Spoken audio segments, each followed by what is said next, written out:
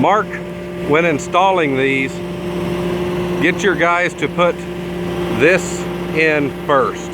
They're going to put those brackets in, and then they're going to put, this is called a Y-drop bracket. It's in its own little box. And then these are 5-foot long pieces that run parallel. And you're going to put them together. There's little 1-foot pieces right in the middle, 2 screws. You'll put those together. And what I would suggest is put the whole sprayer mount assembly on first.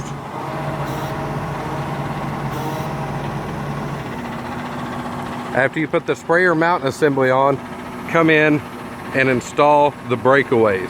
Put the breakaways on, tighten them up, put these on that are for the riser mount assemblies, and on the bases, put your shield on last. You want to run your riser tube into your shield, hook it in with the quick clip, and then install the screws. If you don't do that, you'll be taking them back out. Put your orifices in, and then lastly, put your Y-drop hoses on and make sure they are curled out. This is an aluminum boom. It's going to be a little bit different than yours, but the concept is the same. It's got U-bolts that hook to the frame. It's got brackets. And what we did here was we made sure this was all the way out because we wanted as much distance away from the machine. What we're doing right now is we're adjusting the brackets here where it sits in the cradle. You want to make sure you fold it up and see where it hits in order for it to not hit in the cradle.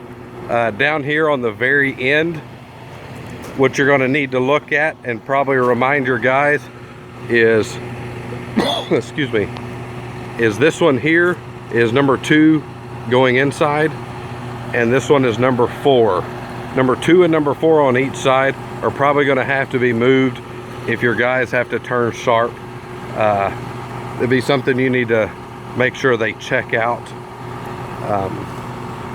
One thing I would recommend, you're on 28s. On 30s, we had to come in on each side and put a 1-foot piece on each end of the system. And even here, we had to put a little 1-foot piece on the center section. You're on 28s, you might not have to put that, but if you do, it's not a big deal. You get plenty of tubing, of this 5-foot tubing here that has holes drilled through on each end to cut up with a saw. Really, that's about it. We don't have the hoses hooked up, but make sure they put all the gaskets and the hoses on the orifices down here. I don't know if you can see it. On the orifices, they go on each side of the splitter.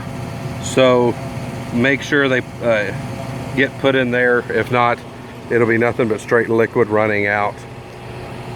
And of course, make sure the 2 that you have that do the 8.5, make sure they're on the outside. So we're on the left side of the machine. This is the very outside. Make sure that it goes there. Same as goes for the other side. On this particular machine, we folded these tips out just to make it a little easier.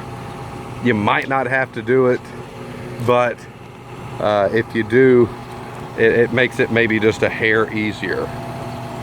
So I hope that helps you. If not, I'm gonna email this to you tonight. Look through it, and if you had any more questions, we're gonna be doing another John Deere tomorrow, so I can send you another video if this doesn't help. But it's very simple. But what I would make sure you do is lay everything out.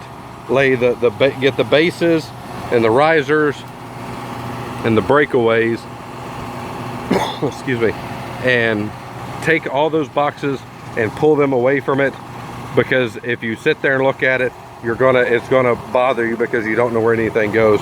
It's very straightforward. Once you lay these out perpendicular and you lay these out parallel, it starts to really make sense. Put your brackets on them, and it should really start to fall into place. And once you do one, you can do 100. So if you have any questions, shoot me an email.